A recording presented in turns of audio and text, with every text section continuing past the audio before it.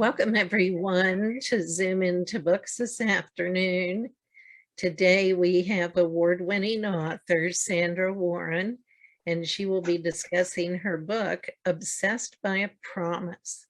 Welcome, Sandra, to Zoom into Books. Well, thank you for having me. I'm delighted to be here. Well, it's our pleasure. Sandra is also a Next Generation Indie Book Award winner, finalist. And she has some fascinating books that we are going to be talking about. So Sandra, tell us how you came up with the premise for Obsessed by a Promise, please. Well, it started when I was working for an educational publisher, and I was doing gifted conferences, state conferences all over the country. And her materials were a lot of social studies materials. And I opened a box of mini history books. There was 125 in the series. And opened the box, and right on top were these two little sorrowful looking children. And it said, "The Orphan Trains." And I thought, the Orphan Trains? I've never heard of this.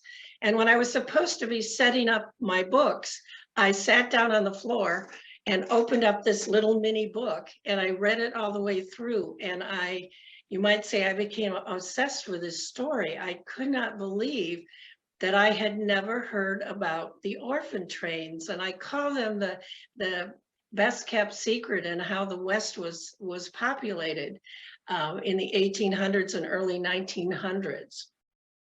So that started my obsession with the story. And the more I read about it, the more I became intrigued with the fact that siblings were separated. And that brought me to the premise for Obsessed by a Promise. But the Orphan Trains, I know some folks have heard of them because there's been several books written recently, but the Orphan Trains began in 1854 when Charles Lord Brace, a young minister, was appalled by the children that were raising children in the streets of New York City. And there were an estimated 33,000 children. I mean, literally 5 and 6 and 7-year-olds raising babies. And what happened at that time period is the immigrants were flooding New York City, and there were financial crisis, and there were a few jobs. And so parents could not afford to keep their children. And many parents were thrown into debtor's prison, and the children were left to fend for themselves. So this young minister decided something had to be done. And he thought, why don't we collect these children and put them in orphanages?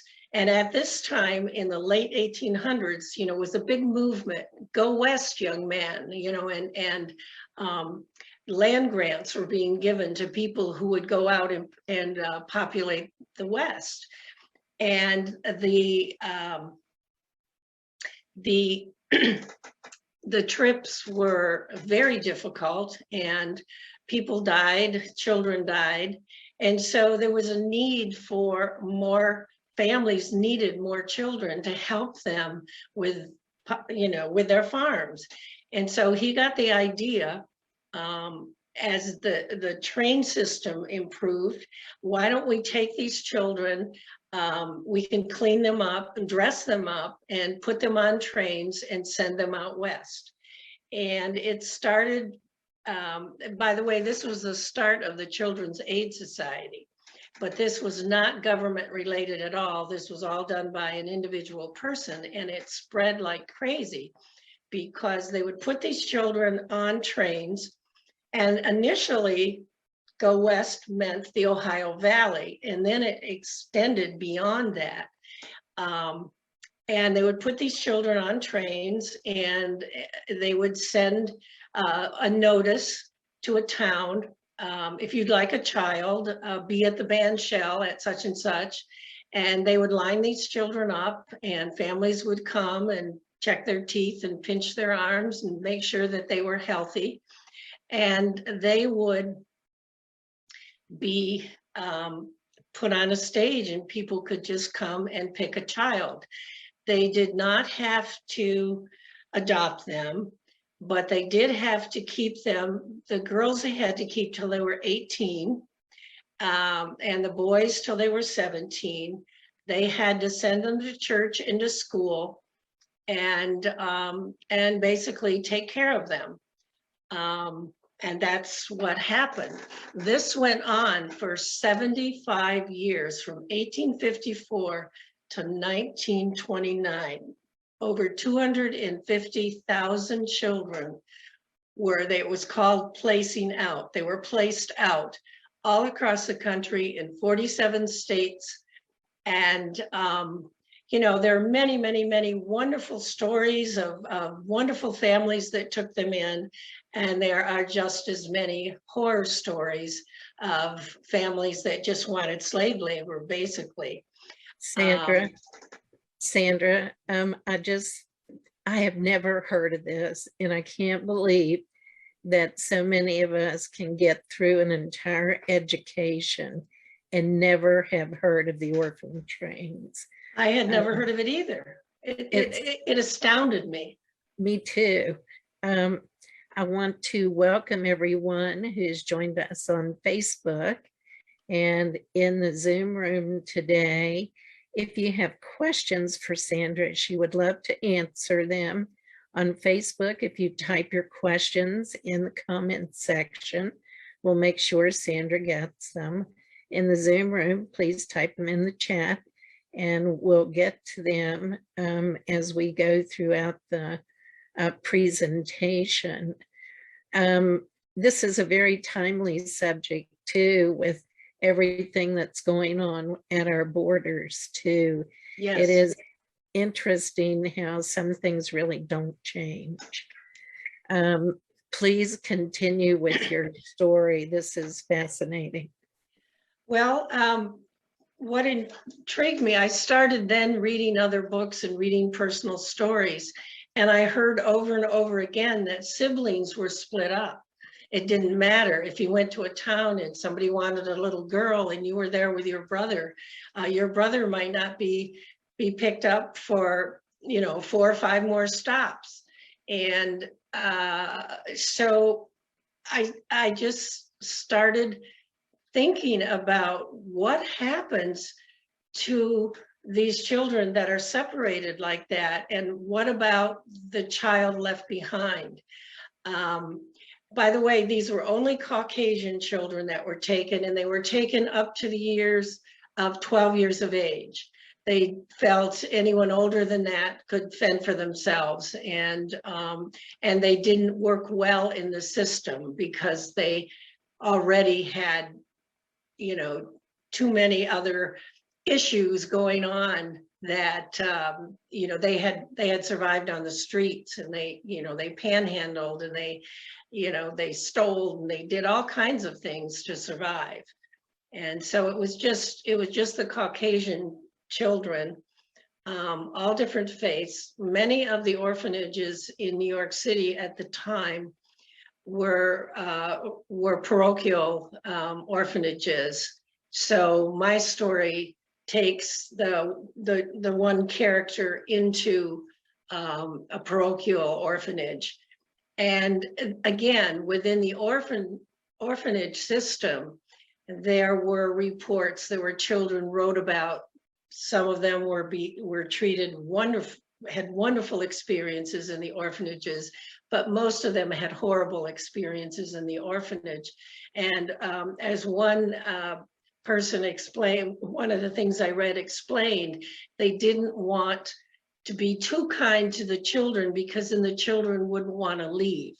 And so they were treated, you know, basically institutionalized. And the other thing is that many parents would put their children in the orphanage until they could get back on their feet. And when they got back on their feet and got a job and felt that they could take care of their children, now they'd go to get their child and their child wouldn't be there because they got placed out. So it's fascinating to read the individual stories. And as you said, you had never heard of it. I'd never heard of it. I've talked to college history professors who said they never heard of it.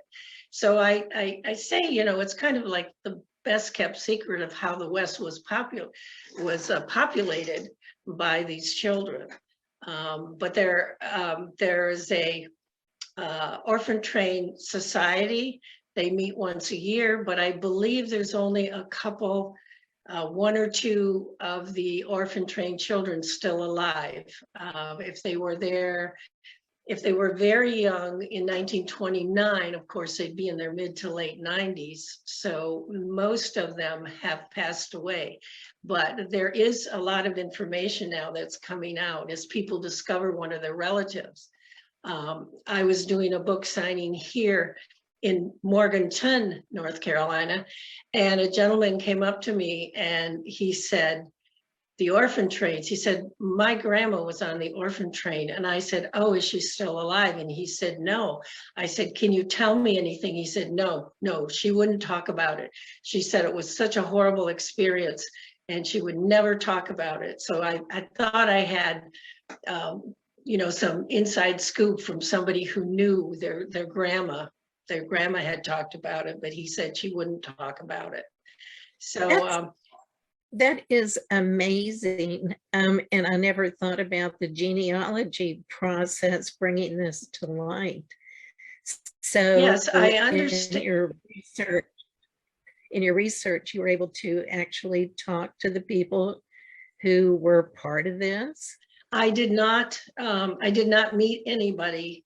I didn't go out west, which maybe had I done that, I might have been able to speak to someone. But when I talked to people in this area, like I said, you know, the Ohio Valley was a big part of it. Children were brought to North Carolina. So if anyone is listening or anyone anywhere is listening and knows of a relative that experienced this, I would love to know a more personal story. Now, I took my story in an unusual direction, though. I have two characters, and it's all fictitious, but I kept thinking about what if you had a child, an older child, like 11-year-old JT is his name in the book. He's 11 years old and his father is thrown into debtor's prison. His mother passed away on her way over on the ship. And his father says to the son, take care of little Beau for me, his brother Beauregard. And so, you know, you take care of him. And so this young boy promised his father that he would do this. And his whole life is changed because he decides that nothing will be right until he can find his little brother. And so he spends the next 50 years of his life trying to find his little brother.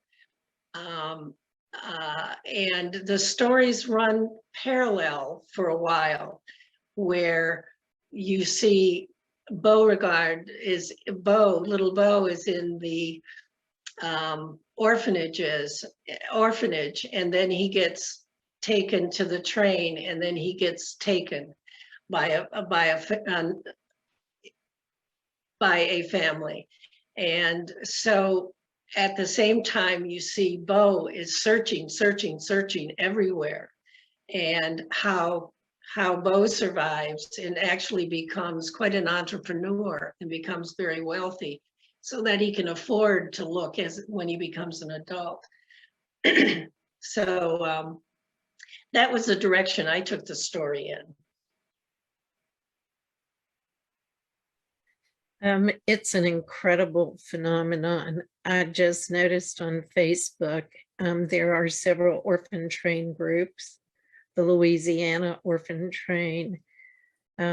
So this was during, what were the years that this took place? It started in 1854 and it went to 1929.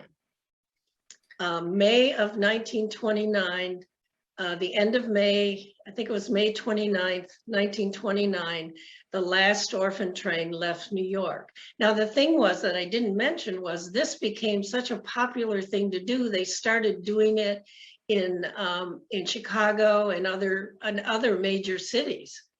So the first orphan train took two boys, I think it was two boys, up to northern Michigan. They were on the first orphan train, and then it just exploded from then.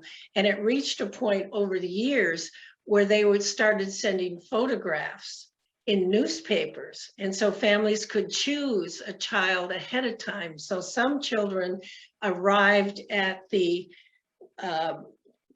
spot where they were going to be auctioned off, and they already had a name of a family pinned to their coat because a family had pre-selected them.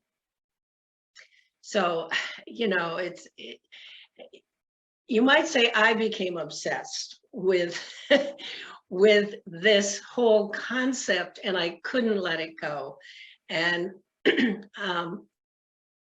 I was obsessed with it for a long time. At the time, I had just finished writing a screenplay, and excuse me, and so this started out as a screenplay, and it was optioned to an independent producer for a while, but the option ran out, and now that the book is out.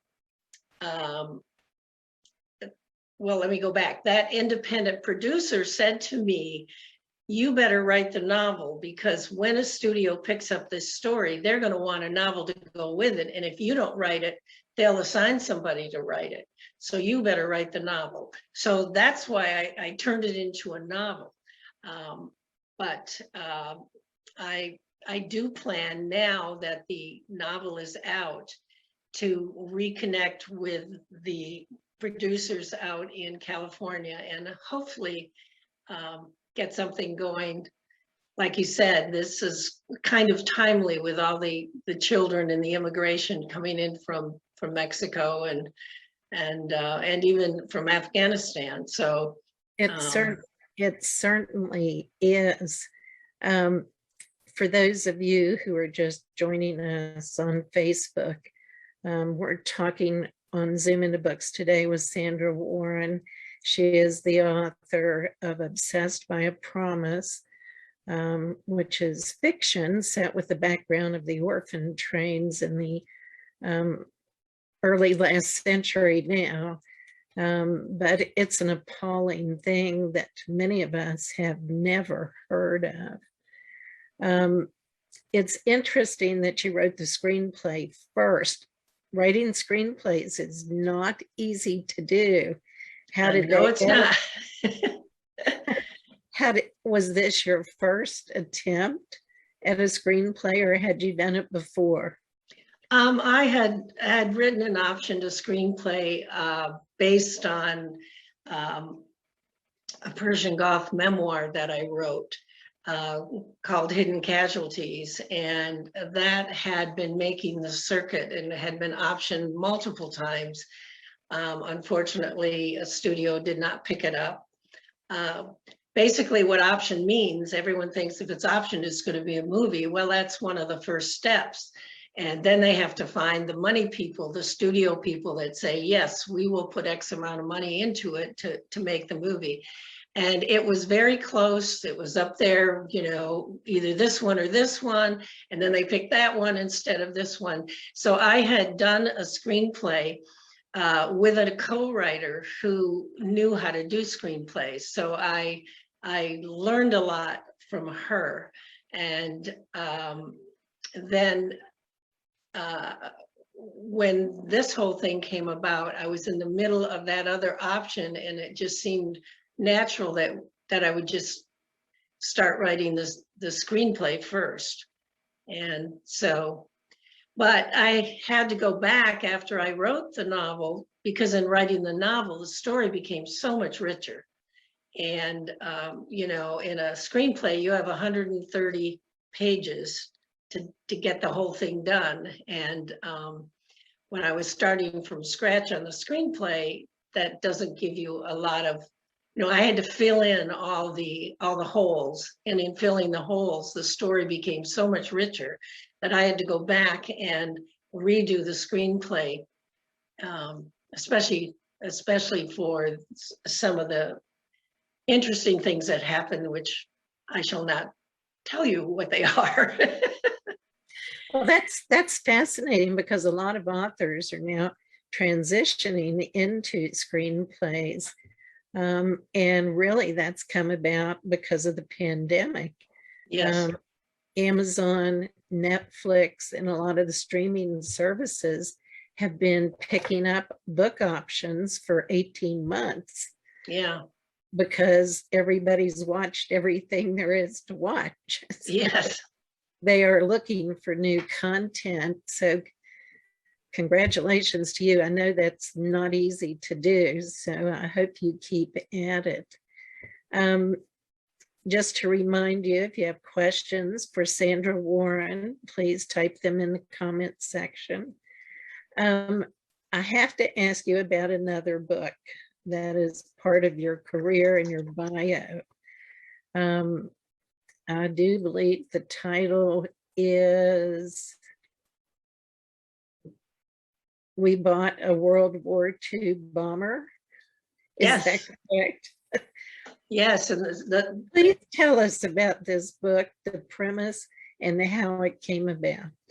Well, you need to know the subtitle too. It's We Bought a World War II Bomber, the untold story of a Michigan high school, a B-17 bomber, and the Blue Ridge Parkway. And this is a story about the Buy a Bomber program, which was a funding program, one of many that was initiated during World War II to get the American people to feel like they were a part of the war, those that are at home. And they wanted you to buy war bonds and war stamps. And when you did, you know, they even told children, if you buy a postage, you know, a war stamp in school, which they were sold in school, you buy a 25-cent stamp, it'll feed a carrier pigeon for a day. And carrier pigeons were very, very important in during World War II. They carried the secret orders back and forth to the front. And so it was a way to encourage everybody to make them feel like they were a part. You could buy Jeeps, you could buy bridges, you could buy horses, you could buy anything, you could buy a helmet, any amount of money you would put into a savings bond or stamps, you could find where they would say, you know, you just bought for the military. And it really made people think they would feel they were a part of it. And the largest of these funding programs was the Buy a Bomber program.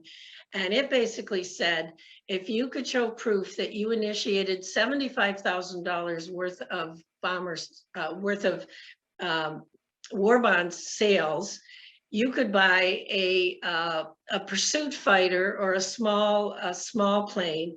But if you could show proof that you sold $300,000 to $375,000 worth of war bonds, you could buy a B-17 or a B-24, and not only could you buy it, but you could name it. They would fly it into your hometown and have a dedication ceremony. Now, after the war got going a great deal, there were very few dedication ceremonies. They started then to just take pictures of the name on a bomber. And quite honestly, many people never really got a bomber. They got a picture of their name on a bomber. But the students at the high school I attended, I'm not that old, but back in 1943, decided that they wanted to do this. And they raised $75,000 and got a pursuit fighter. in 5.5 weeks time. And so they decided, their kids, you know, wow, we showed proof we've done this in 5.5 weeks time. We're talking $75,000. Think about that. So they decided they wanted to go for the big one, the B-17, the Flying Fortress. And so they put out another campaign, and within 2 weeks time, 2 weeks later, they had showed proof that they had initiated war bond sales to the tune of $300,000. And that is the equivalent today over $5 million. I like to do the equivalents because it's just mind blowing. So they did that in 1943, and on April 6th, they did that in January and early February of 1943. And on April 6th, 1943, the Spirit of South High was flown into Grand Rapids. They, of course, all the kids and the marching band, everybody got to go to the airport to see it. Over 5,000 people, the governor, the mayors, everybody came because it was an amazing thing that they had accomplished. And it flew off with all the dreams of these children that this bomber was going to fight the definitive battle that was going to win the war and bring everybody home. Well, the bomber flew off and nobody ever heard of it again. And every time alumni got together, have you heard of the bomber? So there were all these stories about what happened to the bomber. Well, jump to 2015, and my high school reunion. Actually, it wasn't 2015, it was 2013, my high school reunion. I did a history of our school, and one of the stories I told was about the bomber. And one of my classmates, who was a veteran, decided he was going to find our bomber. You see, the pictures had the tail numbers, and the tail number on a bomber is like your Social Security number. It tells all about the plane. So in 2000, we had the internet. We didn't have the internet before. So he searched and searched and searched, and instead of finding where our bomber was, he found a crash report. And the crash report said that our bomber crashed in Meadows of Dan, Virginia. And therein, he called me because he knew I had just moved to North Carolina. He said, how close do you live to Meadows of Dan? And I said, I have no idea. Well, it's less than 3 hours from where I live. So I took that as a big sign that I needed to go investigate. And excuse me, so I called, we don't call Meadows of Dan, it's a crossroads. I called the Historical Society for the county, and thinking they would invite me to their museum to see the crash report and all this stuff. And instead, it was a big pause when I said I wanted information on the B-17 bomber that crashed on October 1st, 1944 in Meadows of Dan. And there was a big long pause, and the secretary said, no, ma'am, you're mistaken. It wasn't October, it was March. It was a B-24 and 11 crew members were killed. And I said, no, I'm talking about the one on October 1st. And the crew survived. And a dead silence again. He said, I'm 63 years old. I've lived here my whole life. I know nothing about this crash.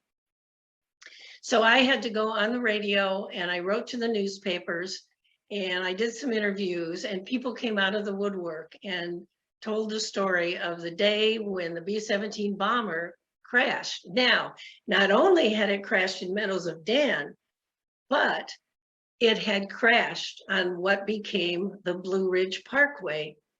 The most photographed spot on the Blue Ridge Parkway, which is called Mabry's Mill.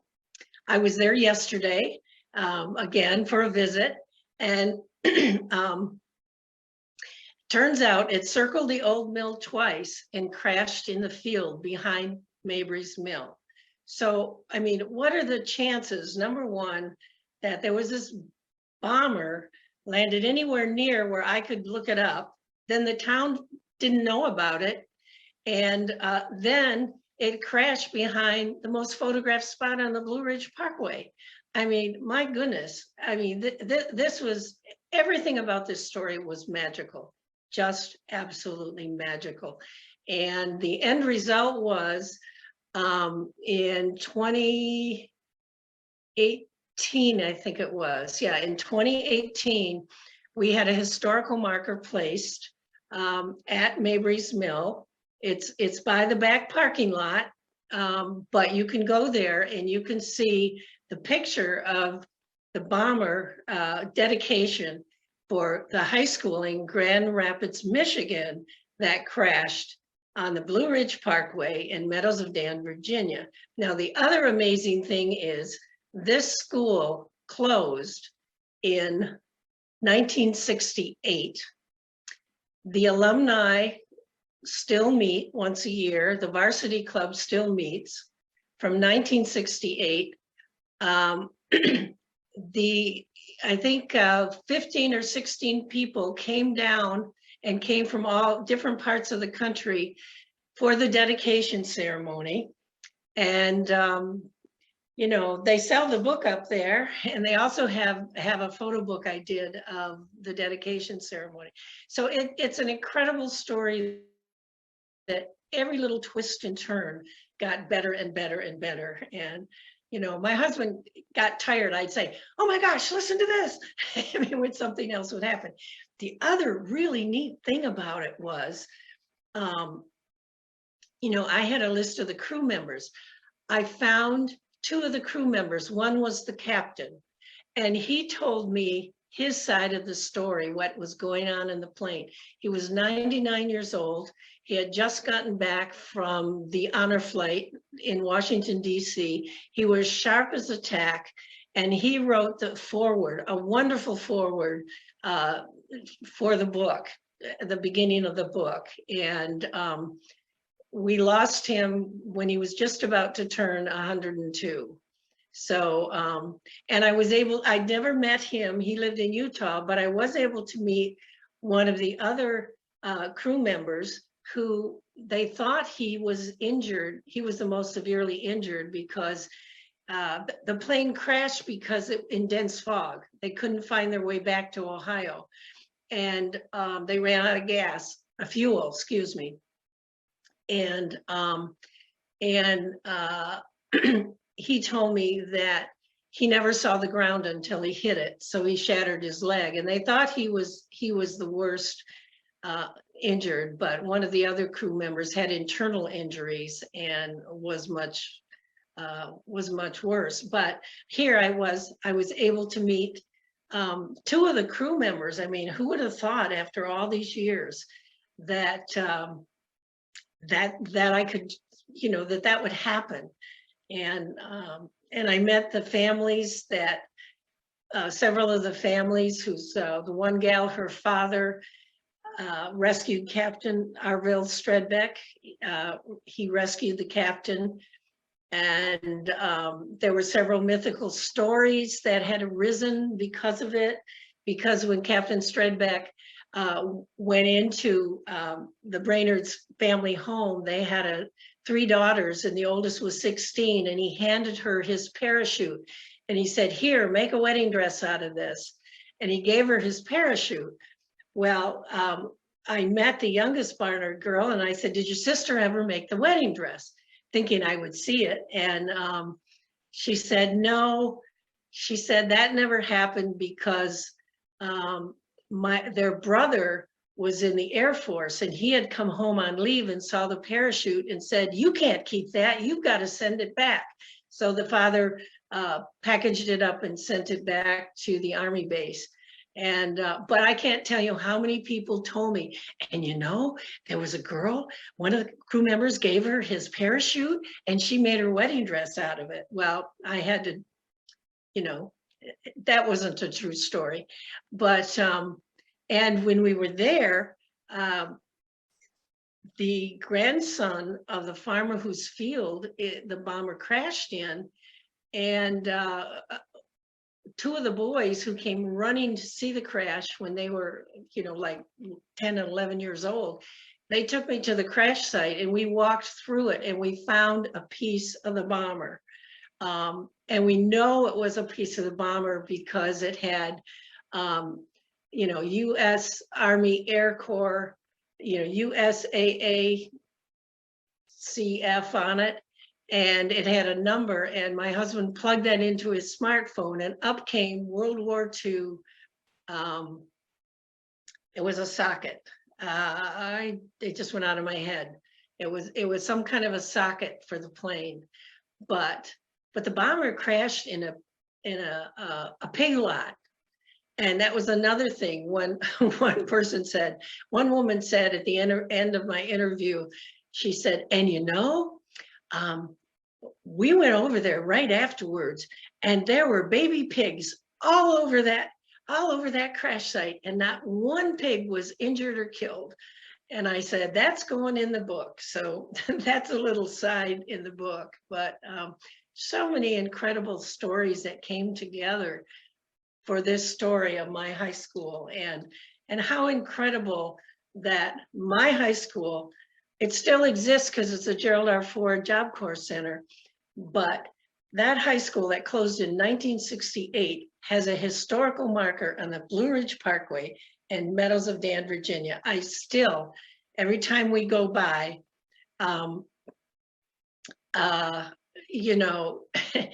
every time we come past that way, I say, we got to go look at it. And so I go look and take another picture by this marker because I still can't believe it. But that's the bomber story. That's one of the most amazing stories I have ever heard. And for people of that age to live there, excuse me, tell you that they never heard of that story, that's as incredible as us not knowing about the Orphan Train. Right. It just goes to show what goes by us that we do not know about. And to find the crew members, that was an awesome job of researching there on your part. We have a comment from the Zoom room, who I believe is someone who knows you very well. It is your daughter. She says you're an amazing author and I wish I lived closer to be at more of these interviews. Way to go. So well, thank you, Leslie. So from your bomber story, you wrote a fictional and middle grade fiction piece, correct? Yes. In fact, one of my classmates wrote me and said, the story's about what kids did during the war. Why did you write another book? And I just thought it would be fun to write a historical fiction for middle grade students. And so it was kind of tricky to do because I couldn't tell the Grand Rapids story. I couldn't set it in Grand Rapids because if I did that, I couldn't tell the Virginia story. So it had to be set in Virginia. So I set it in a classroom, a history classroom where this teacher was known to do these extravaganzas every year. And this year was World War II. And I put a boy and a girl against each other. The boy was known to be the math whiz, not only in his class, but in the school. And so the teacher assigned him war bonds and stamps, and he really wanted World War II aircraft because he had built model aircraft, World War II aircraft with his grandpa. And he was really mad because Sandy, the nerd, was assigned the World War II aircraft. And the boy wasn't happy until he discovered the Buy a Bomber program. There's a very famous poster that you've probably seen and you just didn't realize what it was about. It shows a pilot with a plane in the background. It says, "You buy them, we fly them." And then it said, "Buy U.S. war bonds." Well, that was the World War II poster that went with the Buy a Bomber program. And he's not happy till he finds that, because the teacher says, find some aspect of your topic and write about that. So when he finds out that about the Buy a Bomber program, then he's happy. So he discovers the Grand Rapids story, and the girl who has World War II aircraft, she discovers the Meadows of Dan story. And I said it in Meadows of Dan in junior high school, a middle school. It's not the school that is there. It's not the county school. I made up the school, but there is a middle school there, obviously. And it was just fun to write. And then, of course, at the very end, they're contacted by someone from the park system and offered to do a historical marker. So it was, you know, it was just fun to do. So the boy follows my journey in Grand Rapids, doing the research there, because I had to find the alumni who had participated to talk about it. And of course, I had the chairman of the committee. There was the co-chairman, but he did most of the work. And so I was able to talk to him, and many of the students that are, I said that, you know, the school is amazing that all these people still get together. It was an amazing school. So so the young boy in the middle grade novel follows my journey to find the stuff in Grand Rapids, and then the girl follows my journey in Meadows of Dan. So That's fantastic. and that's called She Started It All. And I'll tell you, the characters are Joe and Sandy, because Joe is my classmate who found the crash report, and and I'm Sandy. So Oh, that's great. That's great. And for those of you watching, I've posted all these links in the Facebook comments so you can get in touch with Sandra. Sandra, do you do school visits and speaking engagements? I do school visits, speaking engagements. I've spoken in just about every avenue, from aviation museums and veterans clubs to senior groups and schools, Rotary, you name it. I've been there. But I'm also starting to do book clubs. And if a book club clicks in, then I will join their discussion on Zoom at no cost. So that's terrific. So I have put Sandra's link in the Facebook comments, plus links to her books. There's a book trailer for the World War II bomber book. So with all of these amazing books, what do you have coming up? What are you working on now? Well, I have two ideas for, they're more like, the one I'm working on is a murder mystery, quite honestly, and with a twist at the end. I like twists at the end. One of the comments about Obsessed was, it was like reading a James Patterson novel with a David Baldacci twist at the end. So, so That's a fantastic compliment. Yes, it was. I was blown away by it. That's fantastic. And I also see that you have written a children's book. Yes, that's where it all started. Is that right?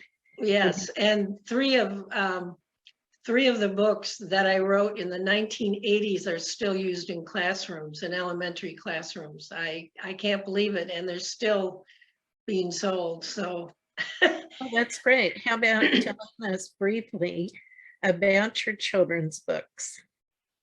Well, the ones I've written are open-ended. So two of them end in a question. If I were road or if I were table, they ended, if you were a road, what kind of road would you be? So they're designed to teach creative thinking. And I have The Great Bridge Lowering, which is a story of a town divided by an earthquake, and now there's a river where the park used to be. And the committee argues, decide to build a bridge, but they economized at the last minute. And they built a prefab bridge, and now it's in the air and it's falling apart. And it's up to the kids to save the bridge. And that's used a lot with architectural units in elementary and middle school. And then I have Arlie the Alligator, which was my first self-published book. And that also is, I have a DVD and a CD. It's a mini musical in book form. It's about an alligator who tries to talk to the creatures on the beach, and he bellows, which is what alligators do when he frightens them and they run away. And he vows someday he's going to figure out how to talk to the creatures. So it's up to the kids to figure out how to help Arlie talk to them. The creatures, of course, are children. So anyways, I write whatever comes to mind. Well, that's terrific. And I think you have a Christmas book, don't you? Oh yes, Spivey, my little Spivey's Christmas Web. That was a story I don't even remember where it came from, but I thought about this spider